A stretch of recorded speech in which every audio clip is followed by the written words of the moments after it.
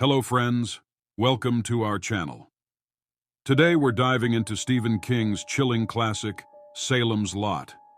This novel weaves a tale of terror as writer Ben Mears returns to his childhood town, only to discover an ancient evil has taken root. Join us as we explore the spine-tingling story of vampires, suspense, and the fight for survival in Salem's Lot. Don't forget to like, subscribe, and hit the bell for more gothic horror content. Salem's Lot by Stephen King. Prologue. A tall man and a young boy, not father and son, travel across the country. The man takes odd jobs and checks main newspapers for news of Salem's Lot. He finds an article about the town's residents relocating or vanishing. The boy decides to join the priesthood, and a priest confronts the man about the boy's confession, which the man confirms is true. The man then asks the boy to return with him to Salem's Lot. Part 1. The Marston House. 32-year-old Ben Mears returns to Salem's Lot, 25 years after living there as a boy and 2 years after his wife, Miranda, died in a motorcycle accident. Ben first scopes out the eerie Marston house. In the park, he meets Susan, who is reading one of his novels. Ben shares stories of his childhood in the lot, including his departure after his aunt's house burned down in the town fire of '51. We learn about the town's history, including its naming after a pig and its isolation from major national events. Susan argues with her mother about Ben, as her mother prefers Susan's current boyfriend, Floyd Tibbets. Susan then goes to the movies with Ben, who shares a chilling story about his childhood visit to the Marston house, notorious for the gangster Huby Marston, who killed his wife there before committing suicide. As a child trying to impress his friends, Ben Mears claimed he saw the deceased Huby Marston hanging in the master bedroom, with Huby's eyes opening before Ben fled. Though he admits it might have been a hallucination, Ben believes the house exudes a dark, psychic energy. Upon returning to Salem's Lot, he had hoped to rent the Marston house but found it already sold. From the porch of Ben's boarding house, he and Susan notice an eerie candlelight emanating from the Marston house. Groundskeeper Mike Ryerson discovers a dead dog hanging from the cemetery gates. Young Mark Petrie stands up to a bully. Real estate agent Larry Crockett contemplates his dubious deal with the mysterious Straker, who purchased the Marston house to open an antique store with his partner, Barlow. High school teacher Matt Burke observes a car at the Marston house. Ben Mears dines with Susan's parents. Meanwhile, brothers Ralphie and Danny Glick encounter a mysterious presence in the woods. The day ends with a shadowy figure performing a dark ritual. Danny returns home without Ralphie and cannot remember what happened. A few days later, Danny is hospitalized and dies of anemia. Straker enlists Larry Crockett, who profited from trailer parks, to deliver furniture to the Marston house. The delivery men feel an intense fear while moving a large piece to the cellar. One of them reports seeing a child's clothes resembling Ralphie Glick's, but Crockett bribes him to remain silent. Constable Parkins Gillespie questions Ben about his whereabouts during Ralphie's disappearance and insists on seeing his manuscript, which Ben refuses. Gillespie also interrogates Straker. Ben and Susan have a romantic encounter in the park, after which Ben reveals his book focuses on the Marston house and Huby Marston, a former contract killer. Ben believes the house retains Huby's evil, as children are disappearing since it was reoccupied. Ben meets Matt Burke at Dell's bar, who learned about his book from the town librarian, and they discuss the Marston house. After Danny Glick's funeral, Mike Ryerson is burying the coffin when he becomes convinced that Danny's eyes are open inside it. Driven by this unsettling thought, Mike digs up the coffin and, to his horror, confirms that Danny's eyes are indeed open. Meanwhile, a peculiar stranger visits Dud Rogers at the dump he operates. Dud begins to feel an unnerving sense of hypnosis. Father Callahan, intoxicated once more on a Sunday night, reflects on the nature of evil in his solitary contemplation. Later, Matt and Ben share a dinner and discuss the Marston house and the mysterious death of Danny Glick. Afterward, Matt stops by Dell's and encounters Mike Ryerson, who appears gravely ill. Compassionately, Matt invites Mike to stay at his home.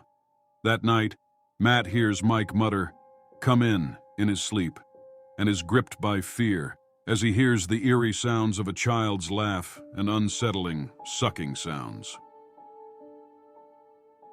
Part 2. The Emperor of Ice Cream. Matt calls Ben to his house, asking him to bring a crucifix, and they debate whether Mike is dead. Matt voices his suspicions about vampires, but Ben warns that people will think he's crazy. They decide to involve the constable and medical examiner to make an official determination, while concealing what really happened. Later, Matt, Ben, and Susan plan to visit the Marston house. But their plans are disrupted when Ben is attacked by Floyd Tibbetts and has to be hospitalized. Susan argues with her mother, who believes Ben is bad news and involved in the strange occurrences around them. Her mother shows her a tabloid article alleging Ben was drunk during the motorcycle accident that killed his wife. In response, Susan decides to move out. Ben sends Susan to Matt's house, where Matt reveals what happened with Mike. They hear a noise upstairs, and when Matt investigates, he sees Mike rise and banishes him out the window with a crucifix. Matt then has a heart attack. Sandy McDougal wakes the next morning to find her baby Randy dead. Meanwhile, Ben and Susan debate what really happened at Matt's house. Floyd Tibbetts dies in jail, and Corey Bryant visits Bonnie Sawyer to continue their affair. But Bonnie's husband arrives and threatens Corey. As Corey leaves, he encounters Barlow. Some bodies have vanished from the morgue. The undead Danny Glick visits Mark Petrie, who repels him with a cross. Ben convinces Dr. Jimmy Cody to exhume Danny Glick, but they discover the Glick parents have died.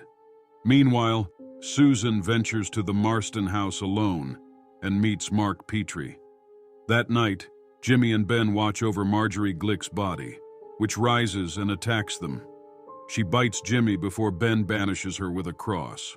Jimmy disinfects his bite with vodka, which somehow prevents the effects.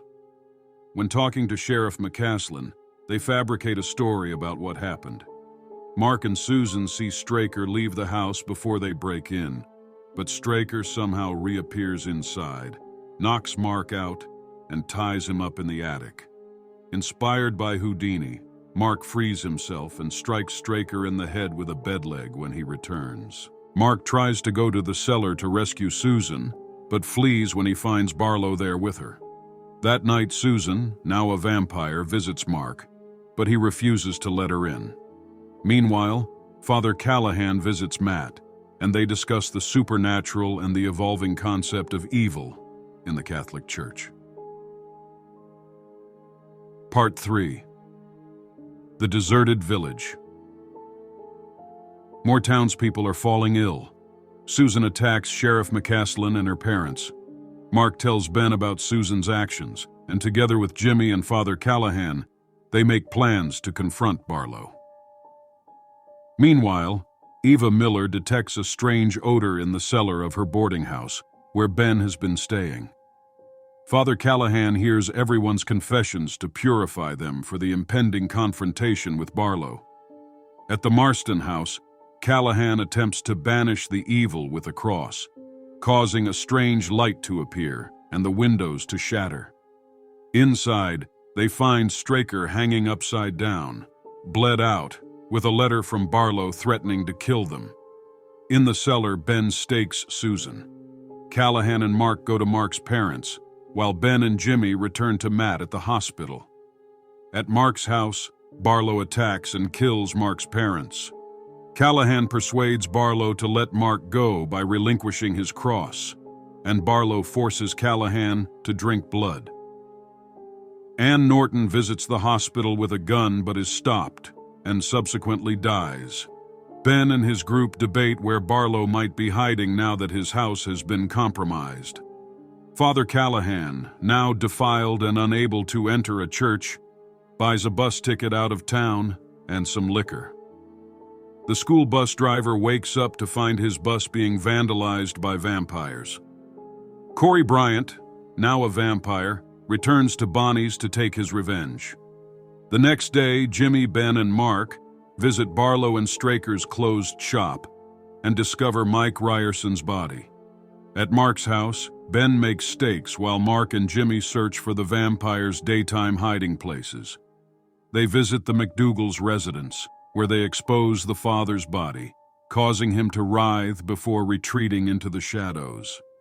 From the chalk Mark saw on Barlow's fingers, they deduce he's hiding in the basement of Eva Miller's boarding house, where there's a pool table. Meanwhile, a former student visits Matt in the hospital and witnesses his heart attack and death. Jimmy and Mark then go to the boarding house, where Jimmy falls into a trap set by the vampires, who have removed the cellar stairs and placed a heap of knives at the bottom. Mark escapes and finds Ben, and together they obtain holy water from the church. They return to Eva's and discover Barlow's case in the cellar. Ben hacks it open with an axe, but Barlow's gaze ensnares Mark, compelling him to attack Ben and nearly shoot him. Despite this, Ben overpowers Mark and drives a stake into Barlow, destroying him.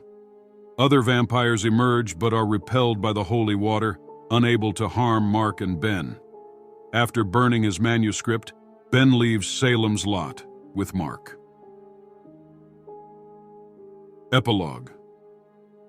Strange stories from Salem's lot persist as Ben and Mark return to the town. They visit the site where the infamous Fire of 51 began, and Ben ignites a new blaze to drive out the remaining vampires.